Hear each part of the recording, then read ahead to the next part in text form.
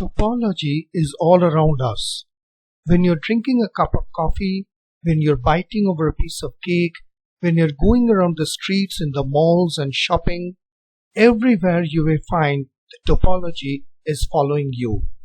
The question is that how do we see and observe topology? The big question to the students are also this, that do I need to have a very good understanding of set theory and other areas of mathematics?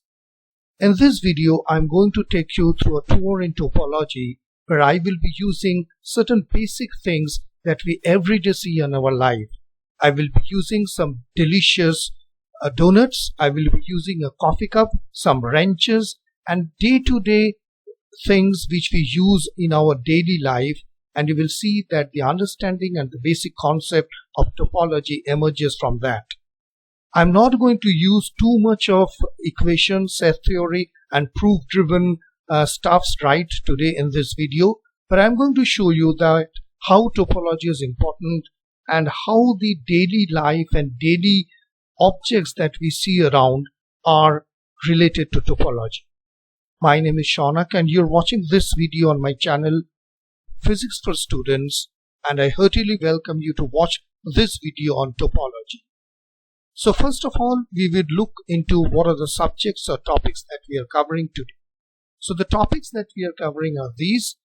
We will see the topology that surrounds us. We will also use certain practical examples. We will understand what is a cut, tunnel and void. We will understand what is a continuous transformation, and then we will see how the patterns of data and the structures really creates a difference in topology. We will also look into what is homology and what is called a topological invariant. So you can relax over a cup of coffee, and if you have a donut, it would be fortunate for you because I'm soon going to start this video with some delicious donuts, and I hope that you enjoy this entire lecture. So first of all, we need to look around topology that surrounds us. Now, in an attempt to capture the essence of topology, if I frame it in a single sentence, one usually says that topology is a science of spatial properties that are preserved under continuous formations. You can bend, stretch and shrink, but do not tear or glue. Well, these are all technical terms, but what do I mean by that? Let me show you certain examples. Now, if I take these donuts, for example, 1, 2, 3, 4, 5, 6, then topology actually signifies something which is counting, which is 1, 2, 3, 4, 5 and 6, right? Then we take a different kind of donuts, and you see that this is algebra, and we see that algebra is basically computing. So 2 times 3 is 6. And then we take a half-eaten kind of a donut, and we talk of geometry, then we talk of measuring 1/3. So you should note one very important, the fact is that for counting, consider the fact that the first step is to recognize that these are separate objects, very important, and these are disconnected from each other. In fact, counting, computing and measuring are all preceded by your ability to perceive that topology in these pictures. Furthermore, if you count the holes, you will need to recognize them as a different kind of a topological features. If you see in algebra part, you will see that the holes are different, right? So one has got a hole, 2, 3, and these 3 have got no holes. So that is the question that we need to identify and understand first, that these are separate objects, these are disconnected from each other, and as they're disconnected each other, they have got certain defects. When I talk of defect, I really do not mean a literal defects, but a kind of an anomaly, and these anomalies will lead up to the next foundation of our video. So this is something I wanted to show you, that we need topology because we need to have a kind of a precise mathematical treatment. So why do we need topology? Because we already know a lot, and this knowledge that we know deserves a precise mathematical treatment. Okay, so we go to the next part. Now, as you would like to be able to see certain things which I would use for the daily use. Now, when I talk of daily use, I mean to show you this hammer, whether it has got an integrity of the objects. Now, when I talk of integrity, I mean to say objects when they are manufactured and inspected. The first question is that, for example, this hammer, can it hammer or put certain pressure on a certain object or not, right? So for example, now the hammer is broken. So the question lies that, is it capable of breaking things? I mean to say the hammer is generally used for breaking things or putting a pressure by hitting on an object. But when it is broken into two parts, is it capable of breaking things? Now this is a kind of a, you can say, a kind of a sponge which we use on the dining table in order to wipe up the water or anything that we eat. So the question is that, is water permeating through it? It is a porous substance, or is it absorbing the water? We use this kind of an example, which is an alloy or a steel bar or whatever you can call. So the question is that, is this alloy solid or it has got bubbles? Now this is the question of integrity. That means the different kinds of laws, as there may be a crack, the water might be seeping through, and the alloy is not considered to be a solid alloy because it has got bubbles. So I am taking these anomalies, as I told you, that there might be certain problems in assumptions, and we describe these three situations informally by using these words. We call there is a cut, that means, for example, the hammer is broken, and there is a tunnel, for example, the water is going through it, just like in a tunnel water goes through it, so there is a tunnel. And this is void. I mean, so it is either empty. I mean, we really don't know, because is this alloy solid or it has got bubbles? Of course, the presence of one of those features does not have to mean that the object is defective, as I have shown. But there can be similar examples. For example, a size of lead, which is called a cut. There is a balloon which has got a tunnel, and then we have got a kind of a sieve, or you can say a kind of a strainer, which we need to find either whether it is void or not. So these are few examples, and we are going to use these cuts, tunnel and void, to explore the mathematical concepts of topology further in this video.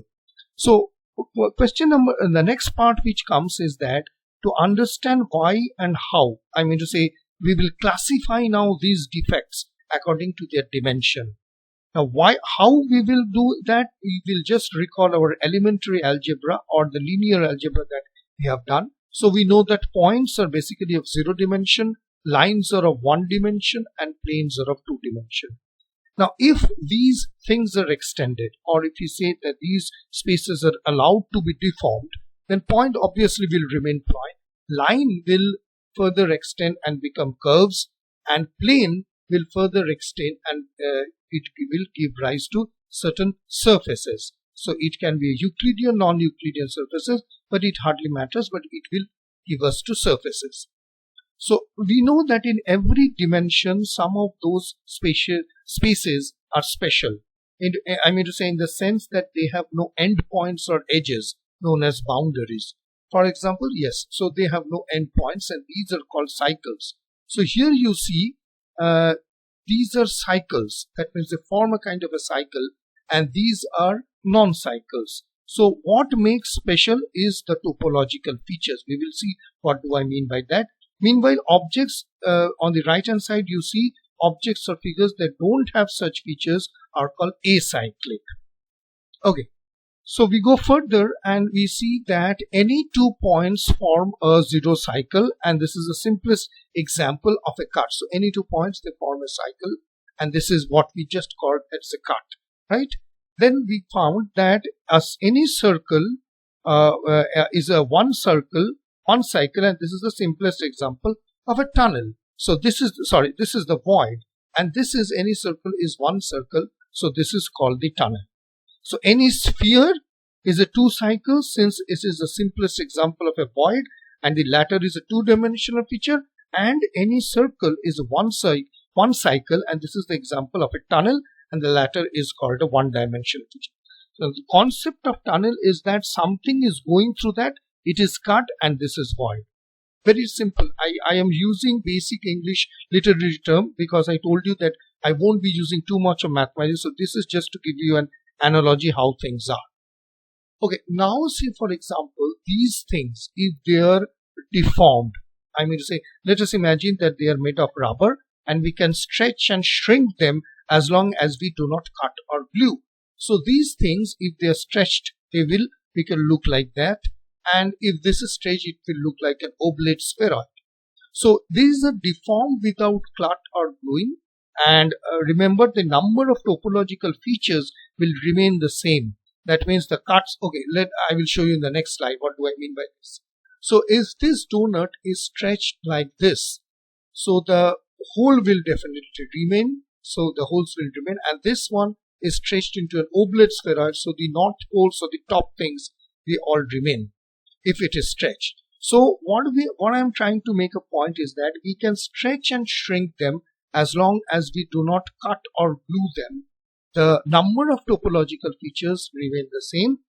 As you see here, the holes do not disappear, the voids really won't disappear. It will all remain, but the indentations may appear, but they won't turn into topological features. This is most important. All the features remain. That is why we will soon found that what is called a topological invariant. So if it is stretched, if it is further deformed, everything will remain the same. The hole doesn't disappear, the void doesn't disappear, but only thing is that the shape changes and it doesn't turn into topological features.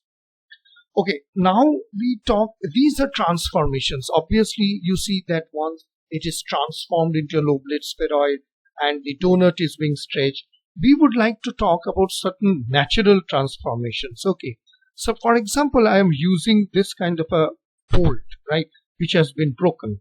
Now, breaking a bolt is not continuous, but welding it back together is something which is continuous. I can also say digging a tunnel all the way through a wall is not continuous, but filling it to shut it, it is. Piercing a bubble or a balloon is not continuous, but patching it back is continuous. Bread, I would say bread is cut, tires punctured, and paper is folded into origami. Fabric is sewed. All these are examples of continuous, I would say, transformations. It can add and remove certain topological features. So this is something which is a kind of a way of explaining transformations. Now all these are taking place at a certain plane, right? But what about on a global scale? That means what about the shape of the universe? Now suppose we know that the universe that we know we are living in is the flat world of Euclid and Newton, as per the earlier belief, and now it has become the world of Riemann and Einstein. That means that these there are curvatures and many other further complications. Now, for example, these are a bunch of people who are residing that, and I'm trying to look it from the from staying inside the universe. So if what happens is that we cannot say, or we cannot see the cuts or the tunnels or the voids, etc. Similarly, if you're living on this kind of a plane, which is a torus, and we have got an eye over there, again we cannot find those cuts or tunnels or voids. What do I mean by cuts and tunnels? You can understand all that I have just spoken, that the hammer is cut, it is void, etc. The only way we can discover its structure is by traveling, by observing others, and as a light or radio waves. If multiple universes exist or going out from here I can see, and then I can understand whether there is a cut or there is a void or there is a tunnel. So this is another way of visualizing topology, going out of the world, maybe traveling somewhere in the space, and then looking, and then only we can find out our true meaning of the shape and the size of the universe. Yes, so as we stay inside our universe, we cannot see its cuts, tunnel, or voids. Okay, now we come to a very important pattern or important concept, which is the underlying patterns in the data. Now, when I'm talking of underlying patterns, what I'm trying to tell you is that these patterns are residing, say for example, a computer program or a kind of a computer data, and we will see how these patterns actually evolve to topology. Now, say for example, imagine we conduct an experiment that consists a set of around 100 to 200 different measurements. We would of course like to make a sense of those results, and we put the experiment results in the form of a string of 100 numbers. For example, this one. Now, thinking mathematically, we use this string as a point in a 100-dimensional space. Now, if we repeat the experiment 1000 times, the result is a point cloud, or this one, which is 1000 points in a space. Now, as scientists, we like patterns, so this yields to a pattern. So, is there a pattern in the point cloud and maybe a law of nature that has produced it? What shape is hinted in this data, as you can see here? So, what happens is that, unfortunately, our ability to perceive and see any data is limited to 3 dimensions, right? So, with this limited dimension, we still need to answer those questions. Is it one piece or more? Is there a tunnel or a void?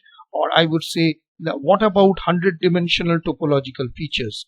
So once again, we cannot step out, as we have just noticed that once we are living on the torus or in the universe, we cannot step out and look inside the object. So what we do is that we classify object based on their properties, structures, and behaviors. So what do I mean by that? For example, we classify customers, loyal customers, irate customers, talkative customers. We classify movies based on the genre, like action movies, romantic movies, intellectual movies. In this way we classify. Similarly, what we do is that we classify those data, and this is what we call is clustering. Okay, so we assign as we assign the films and customers, etc. Also, we do the same thing, that is what we call clustering, and this is a form of a data analysis. Now, further moving ahead, we will see that this is something which leads to this, and this is typically what is called a homology. So we can think of homology as a perspective actually that allows one to distinguish shapes and form disregarding changes made by stretching and bending. Now this is very important. So we can think of homology as a perspective that allows to distinguish shapes and forms disregard of changing and stretching. For example, homology sees no difference between a beach ball and the jumping ball, which can be constructed from the ball shape by pulling 2 fingers. No cutting, no gluing is necessary for this deformation. However, if you want to, okay, we will come to that. So you understand that homology is basically this, that there is no difference between the beach ball and the jumping ball, and we will soon see what more homology is all about. Let me show you this. So what happens is that if this is a beach ball, and if I am trying to make for example a live bed, so what happens is that we cannot make this, because live belt has 2 different loops, one which surrounds the hole in the middle, which can be occupied by a swimming person, and the second loop surrounds the inflated belt inside the belt. So if we have to take this beach ball, right, and if you have to make it back to a live belt, then obviously I have to make a dent, I have to put a finger, and I have to make this kind of and which is not done. So we cannot just bend the beach ball into a shape, but we need to cut and glue in different places. And homology is a mathematical way of counting different types of loops and holes in topological spaces. We will come across more of homology later, but this is just to tell you that now when we have got those data from the pattern and the classification, what happens is that how will I analyze those data? So we classify them based on the loops and the holes, and then we analyze that data. Okay, so here it is, there's live bell. You see this is one and this is one. These are the 2 kind of an internal circles, and if I take a hollow kind of a cup, it also has that kind of thing. So homology is therefore what is called a topological invariance. So remember one thing, that you can change the number of voids or holes and components of an object if you cut and glue. So conversely, by bending and stretching, the number of holes or components does not change. Homology that is why it is called topologically invariant. One consequence of looking at the world of homology is that a mathematician doesn't know whether he or she is drinking a cup of coffee from a live belt or a coffee cup. This is just an analogy. So the components and voids of both objects can be deformed into another, assuming that the coffee cup has hollow walls. Definitely. So homology associates number of algebraic objects to topological spaces such as beach balls and live wells and so on. So this is the reason that we are studying homology, that when a computer, any system analyzes that data and we get a pattern, and that pattern signifies something, and it is not always easy to distinguish this pattern, but if we classify them just like irate customers or a genre of films, then those behavior of objects helps us in further classification. So finally, can we say this? For example, objects here can be stretched and deformed. For example, this can be equal to this, but definitely not equal to a figure 8. So a coffee cup can be classically, this is a classic definition, can be moved back into a donut, and donut can be moved up into a coffee cup. So that is by stretching and deforming. So it goes on both way. We will see later that the function and the inverse of the function is also true. And we can also say that these are the different objects we will study. And if you watch my other videos on the topology, I have extensively talked on Mobius ball and bowl cup and donut, torus, although not mathematically. These are, just topological objects. And topology is the area of mathematics that describes the properties of objects that remain unchanged. So I can say a circle is equal to a square is equivalent to a kind of a rectangle, right? So, and remember, these are geometrically they are different. So a property in a circle will be equal to the property somewhere around the rectangle or the square, and it will be same around the rectangle. So this is, this is something which I just wanted to show you, that finally we can talk about topology. But this is just the beginning of this new understanding of topology, because this homology itself will be dealt much more in the next video. So in the next video, I would be talking about homology classes, how to define the count 0-dimensional features, count 1-dimensional features, and homology as an equivalence relation. So I would continue, explaining those concepts of topology using day-to-day materials, day-to-day objects, with keeping the mathematics and the equations to the minimal.